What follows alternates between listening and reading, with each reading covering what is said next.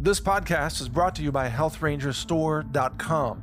Lab-tested, clean foods and supplements for immune function, long-term storage, and survival applications. Every purchase helps fund this free speech video platform. Thank you for your support. I'm trying to keep track of the lunacy of the intolerant left, and they've gone after voice actors now, where you know how you have all these cartoons like South Park and all these different characters. Some of the characters in the cartoon are Asian, and some are black, and some are white, and some are Indian, and so on. Well, now it's apparently racist for someone to voice the character who isn't themselves the same race as the character they're voicing. Now, this is pretty bizarre stuff. I mean, basically it means that if you have an Asian woman character in a cartoon, it has to be voiced with an Asian accent by an Asian looking woman. Now, I thought it was racist to look at an Asian woman and assume that you talk like an Asian accented woman. I thought that was racist. But apparently, no, that's now the demand. It's racist for a white woman to speak in a voice acting context as an Asian woman with an accent. But what about an American who speaks with a British accent? Is that also racist because you're not really British, you're speaking with a British accent? Or is that okay because they're both white?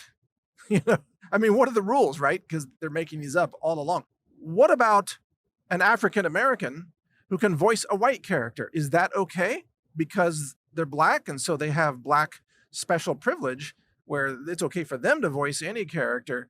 Or is that racist because it's cross race voice acting? And by the way, whatever happened to the idea that acting is acting, that an actor is playing a role? I mean, an actor might play a doctor on TV. It doesn't mean they're actually a doctor. I mean, is it racist for a non-doctor to play a doctor? Do you actually have to go out and recruit real doctors to play doctors?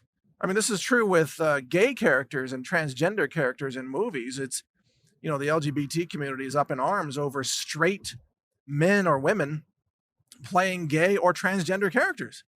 They go crazy over that. So no, you have to have a gay person play a gay person. Well, wait a minute.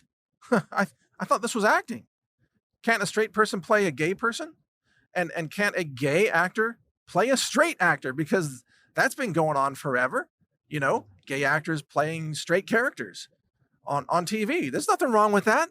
Or a transgender actor could play a non-trans character on TV. There's nothing wrong with that.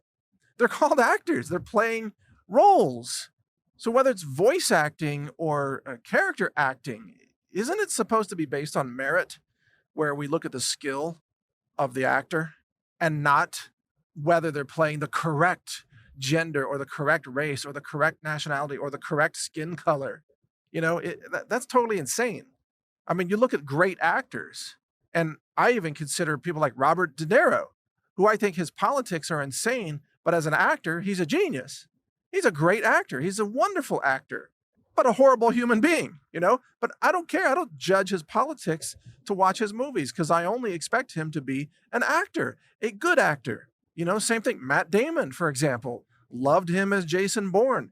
Great actor, very gifted, horrible politics. Doesn't matter. I don't go to Hollywood and expect people to be politically aligned. I just want them to be good actors. And by the way, I don't want them to lecture me on my politics either. That's not their job. They're actors. They play characters.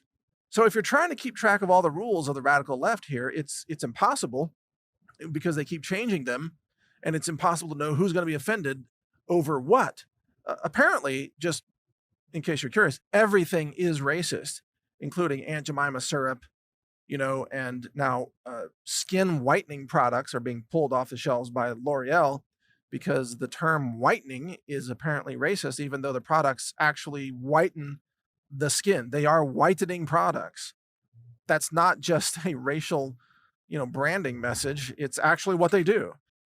So I guess, what about dentistry? Are teeth whitening products now going to be considered racist? And the bigger question, actually, I'm wondering is, will Black Lives Matter protesters who are white, will they go into their dentist and ask for teeth blackening so that they can have charcoal looking teeth, in solidarity with Black Teeth Matter? because apparently white is bad. So, white teeth are bad, white milk is bad, white bread is bad, white skin whitening cream is bad. So I guess let's just have charcoal teeth now, in solidarity. I mean, where does the insanity end is the real question here. And I'm not sure it does end, because a lot of these leftists have become sort of drooling, insane asylum patients, totally insane, just bending over and crying on the sidewalk, just screaming nonsense. I don't even know what they're saying anymore. They need help. They need to be moved into mental institutions or something. But look, universally stated, probably you and definitely myself, we agree in universal respect and liberty and universal human dignity. All lives matter, period. All lives matter. We don't judge people by the color of their skin, and we don't call everybody racist while making up some kind of crazy invented new, reason to be offended. No, it's okay for actors to play characters that they are not themselves. It's okay for voice actors to play voices that aren't their original voice. That's why they're called voice actors, people. Let's get a grip. Thanks for listening. Mike Adams here, the Health Ranger for Brighteon.com. Thank you for watching. If you want to support our mission, visit us at healthrangerstore.com for the world's largest selection of lab-verified superfood and nutritional products for healthy living.